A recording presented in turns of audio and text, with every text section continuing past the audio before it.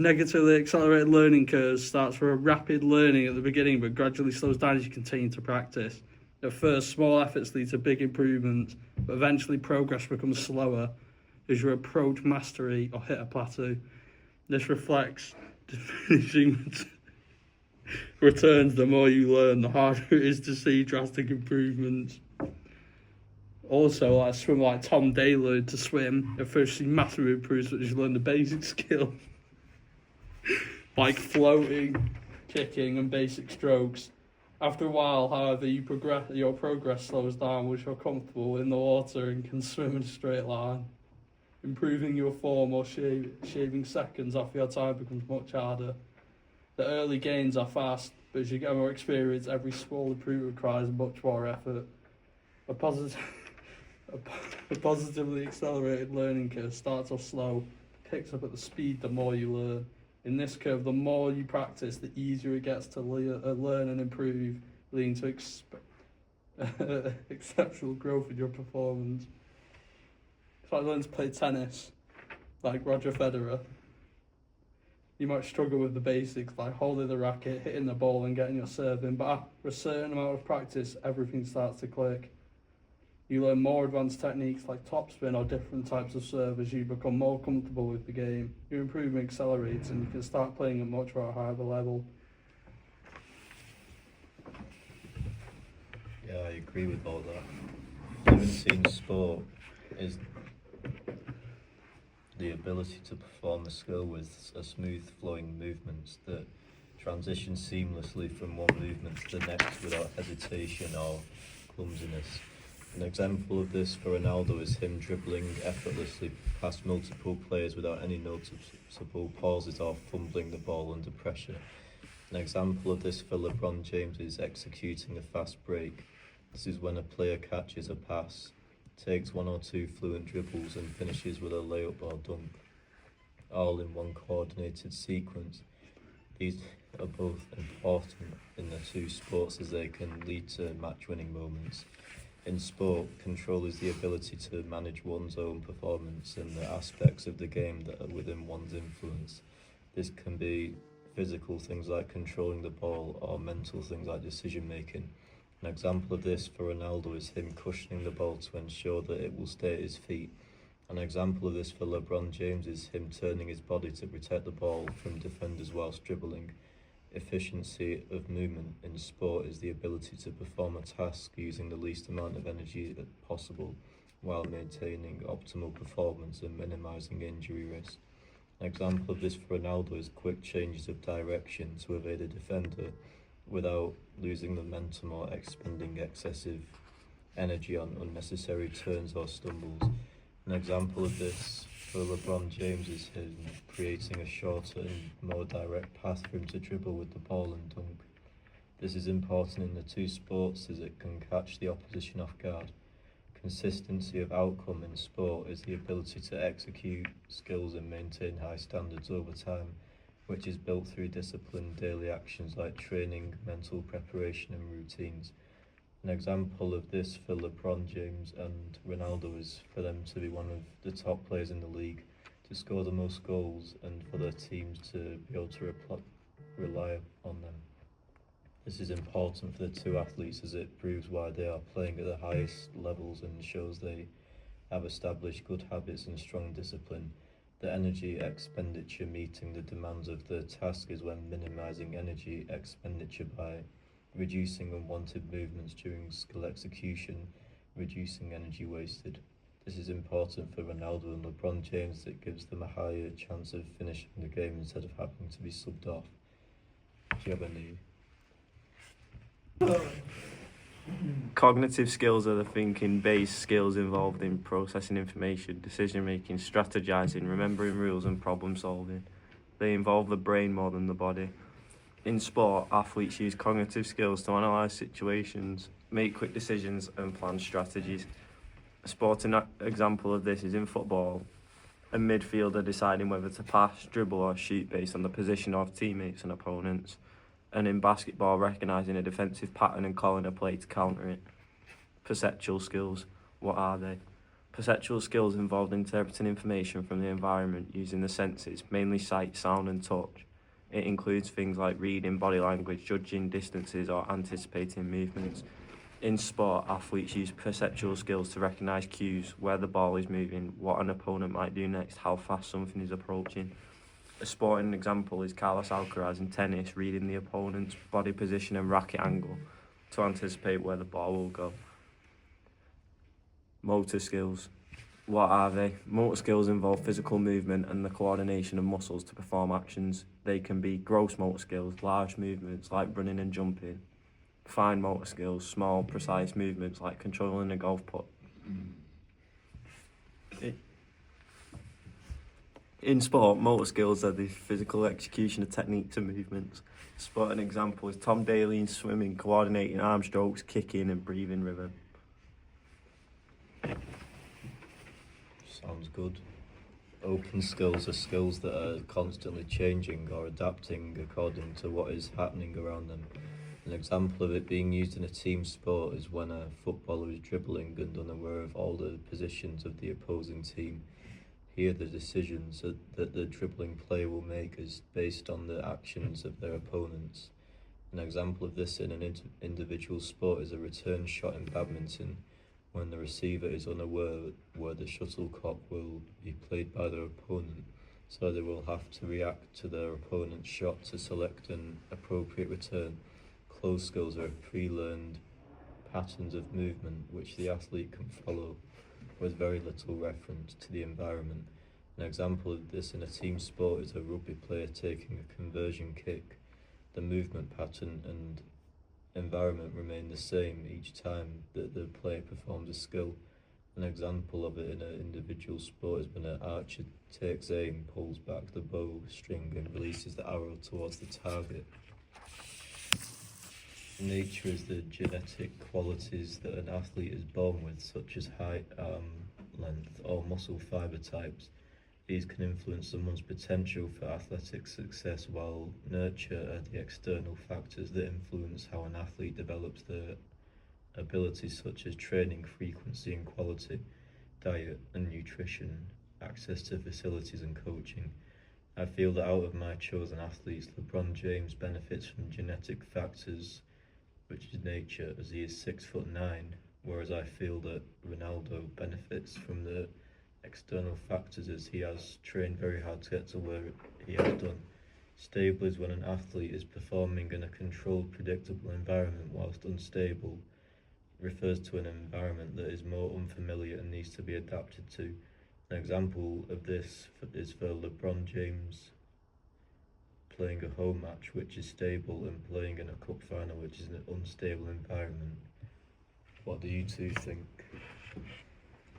Yeah, I think what you said was pretty spot on. But I just want to talk about the timing of like actions in certain sports. So about the mental preparation of the physical action itself, like the action that a performs at certain stages. It's like a tennis player doing a backhand. It's a different movement. It might take longer to bring that into an actual motion. But it's also feedback. It tells the athlete how well the action performed. It could be something like intrinsic, which is internal, how the athlete feels the movement, whether it's too much power, wrong angle or bad timing. And there's also extrinsic, which is external. The coach's comments, video replay, or seeing where the ball went might help them improve their technique.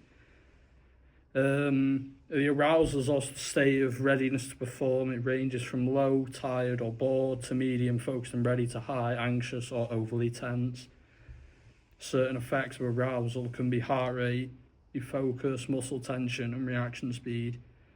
But the inverted U theory perform is based at a moderate level of arousal, not too low or not too high.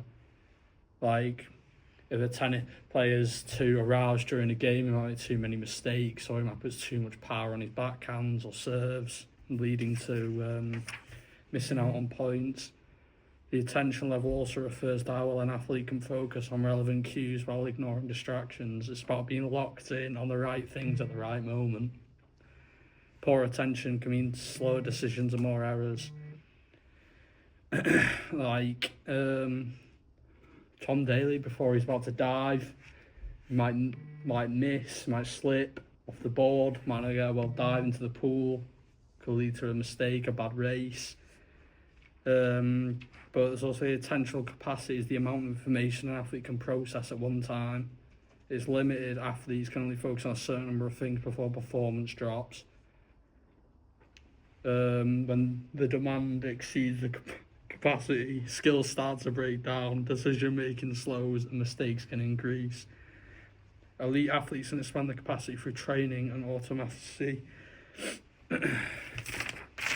An experienced player could dribble automatically back, but like LeBron James, freeing their attention so they can scan for teammates to look for a pass. What do you think, Brendan? Any thoughts on that?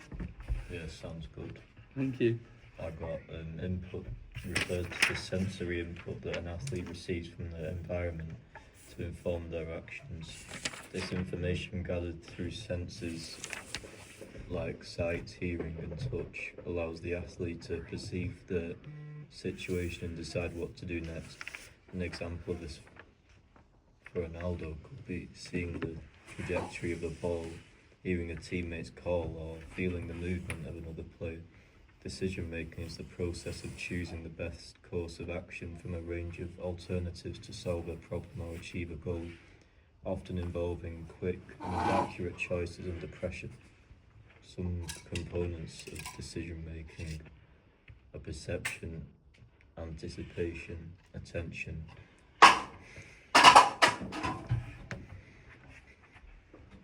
memory and problem solving. Some things that can influence decision making are external and internal factors. An example of this for Ronaldo is him deciding whether to take on a shot or pass. Output is the execution of a selected sport. An example of this for Ronaldo is him shooting or jumping to win a header. Familiarity of stimulus in sports is when an athlete has seen, experienced or practiced with a situation, object or movement before, which leads to a faster and more accurate response. It can impact someone's performance by allowing a faster reaction time, heightened perception and an improved processing. An example of this for Ronaldo is anticipating a through ball that was practiced in training. Speed is the ability to move any part of the body as quick as possible. It is a key component of fitness that involves several components such as acceleration, pure speed, which is maintaining maximum speed, and speed endurance, which is maintaining speed under fatigue. An example of Ronaldo using speed is him making a run and outpacing the defender. Loudness in sport refers to things like the atmosphere in the stadium, which is influenced by the crowd noise and music. These can impact on a player performance, increase motivation for the home team and create a home team advantage. An example of this for Ronaldo is when he said that the most intimidating atmosphere was at Celtic Park when he played against them for Real Madrid. Decision making is the cognitive process where an athlete chooses the best action from multiple options, involving perception, anticipation and problem solving. It is crucial for success and can be improved through practice and mental skills training, such as visualization and analyzing game situations to predict outcomes and respond effectively. An example of this for Ronaldo is him deciding which way to shoot the ball for a penalty and LeBron James deciding whether to shoot or pass. Reaction time is the time it takes an athlete to perceive a cue, process the information, initiate a physical action, such as a sprinter reacting to a starting pistol or a boxer dodging a punch. An example of this could be Ronaldo scoring a rebound goal or LeBron James intercepting a pass. Hicks' law suggests that a player's reaction time increases as the number of choices they face increases. This means that a player who must decide between many options will take longer to react than a player who must choose from fewer options, which can be applied to training and strategy. An example of this for Ronaldo is him scanning the pitch and deciding whether to pass, dribble or shoot. The same can also be applied to LeBron James on a basketball court. Stimulus response compatibility in sport refers to the degree of naturalness or consistency between a stimulus and the required response. which affects reaction time and accuracy. Practices the structured activity of repeating skills to improve performance, acquire new ones, or maintain them. It involves specific types of training like deliberate practice, which is highly structured with clear goals and feedback, and can be further categorized by methods such as MAST, which is continuous, versus distributed with breaks, and fixed, which is same conditions, versus variable, which is changing conditions. An example for this is Ronaldo and LeBron James is them repeatedly doing a drill until they master the skill. Anticipation is the ability to predict the outcome of the opponent's next movement or action. An example of this could be Ronaldo and LeBron James capitalised on a bad pass from the opposition. Knowledge of results is feedback about the outcome of a performance, such as a score, time, or whether a shot went in. It focuses on end results and is also a type of terminal feedback given after a movement or task is completed. There are some key aspects of knowledge of results, such as being outcome focused, fact based, can be internal or external, and it's useful for beginners. An example of this in football is seeing the ball hit the back of the net after a shot. Knowledge of performance is feedback that focuses on the quality and pattern of a movement or technique instead of just the outcome. It provides detailed information about the execution of a skill, such as a tennis player receiving feedback on their backhand swing, regardless of whether they won the point. Some key aspects of it are things like focusing on technique, feedback source, and application. An example of this in basketball is a coach telling LeBron James his dribbling is too low. Continuous feedback is information provided to an athlete while they're performing a skill, not after it is completed. An example of this in football is the manager telling his team to drop back. Terminal feedback is the information given to an athlete after a performance is complete, allowing them to review and adjust for next time. Some characteristics of terminal feedback is timing, purpose, and sources. An example of terminal feedback in sport is a coach telling a striker their shooting accuracy and comparing it to their expectations. Ability contributes to performance of skills, as ability can affect the speed of learning. This is as people with strong abilities in a relevant area often learn associated skills more efficiently. An example of this is in football is that someone who is naturally talented with their left and right foot is more likely to be successful than someone who is only good with their right foot. Information processing models explain how athletes take in information, make decisions, and produce movement. Their effectiveness can be evaluated by looking at how well they describe real sporting behaviour and how useful they are for coaching and performance development. Some strengths of it are that it provides a clear, structured explanation of decision making, helps coaches to identify performance bottlenecks, useful for explaining feedback and skill learning, and it is supported by real sporting examples. Some disadvantages of it, though, are that it can oversimplify real sporting performances and they can focus on cognition, but ignore more than other factors. Thanks for listening to the podcast this week.